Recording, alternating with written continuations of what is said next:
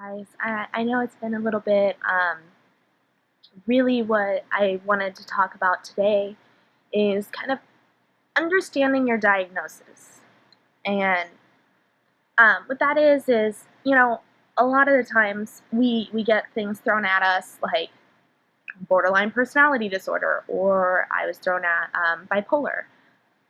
I was also had OCD thrown at me. And we have kind of a general idea of what these things mean, but we don't really know.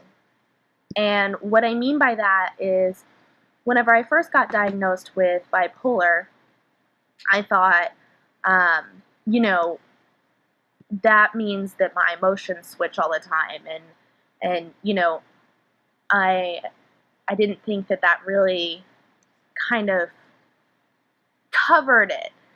So whenever it first got told to me, I was like, yo, okay, I'm bipolar.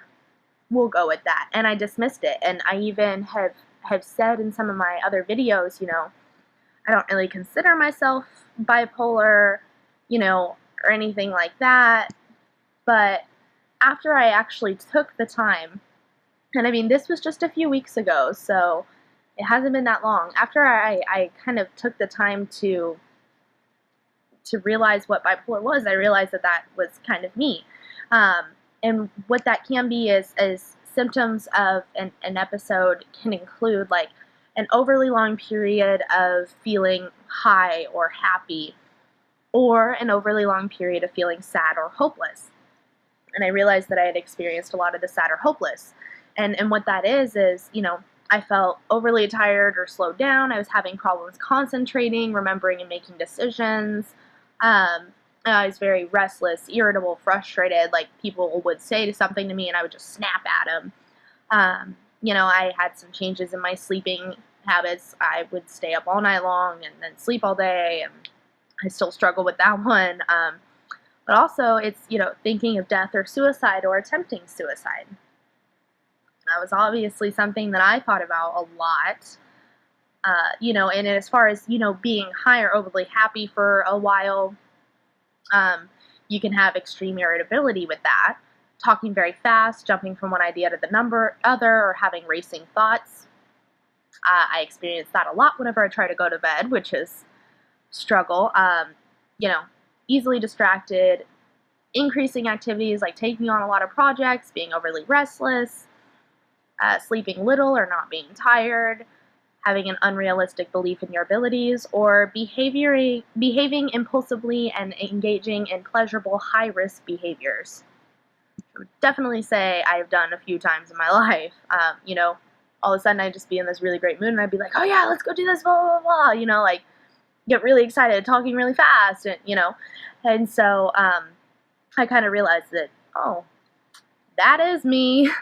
Another thing that I realized was I was sitting in group one time, having a really high anxiety day. I deal a lot with social anxiety. I'm a really friendly, outgoing person, but man, I have a lot of social anxiety. And I was sitting there and I was writing down song lyrics, and I've done this a lot. Like, all the way through high school, I did it on all of my papers. They had song lyrics, just scribbled as much as I could remember of the song, and then I'd move on to the next song. And I was sitting there doing that in class, and the doctor asked me what I was doing. And I told him, I'm just writing down song lyrics. And he's like, have you been having a high anxiety day? And I said, yeah, I've had a lot going on. And he said, well, that's part of your OCD. I was like, what?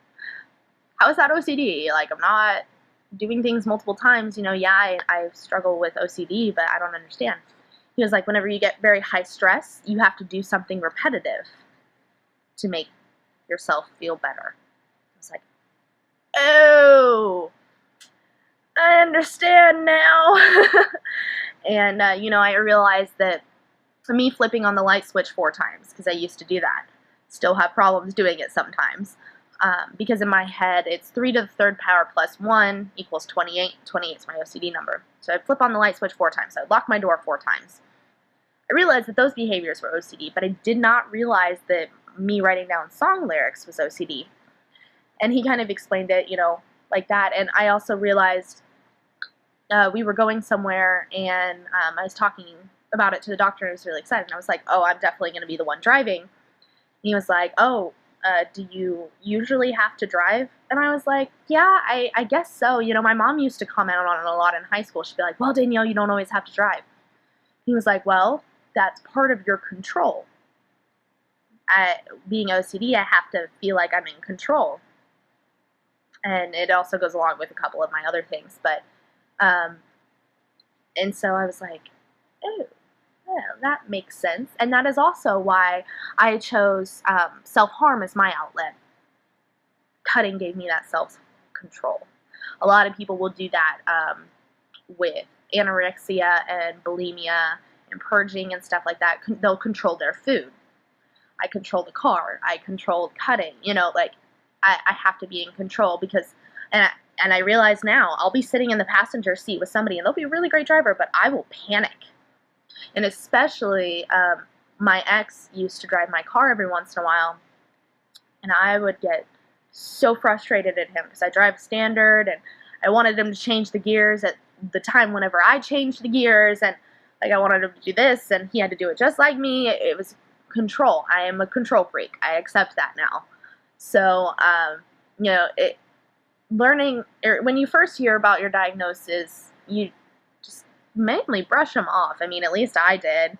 And so whenever I started actually researching them and figuring out what each one meant, like, it helped me to control that behavior, which is not so good for my OCD side sometimes. But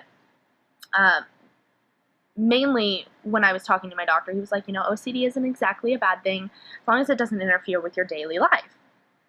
So as long as I keep things cool and like you know, those lines on the street for pedestrians to cross, if my right or left foot hits one of them, has to hit it every time.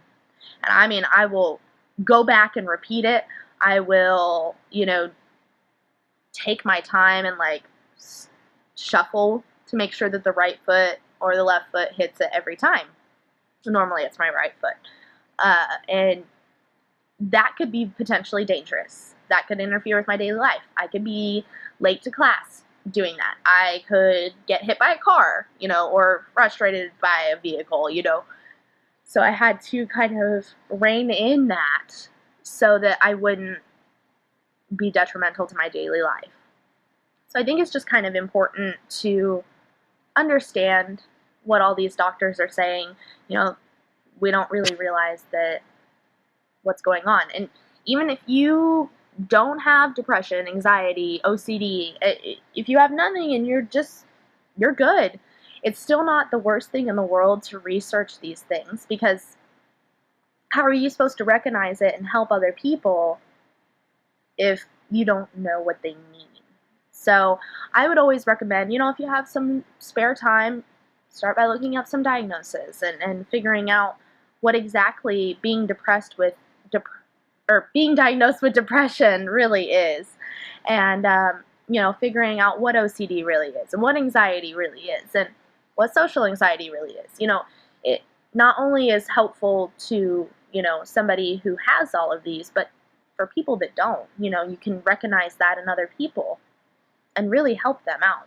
Because, you know, if we're depressed, we're really good at faking a smile. You know, people in high school didn't even realize that I was super depressed and I was going home and cutting myself. But whenever you learn about the diagnoses and then, you know, what they mean, that can really benefit some people and, you know, maybe save some kids from self-harm or suicide or, you know, whatever it is. So I would just recommend, you know, kind of getting a grasp on that. What is coming in the future with my channel? I have decided to do interviews, I guess.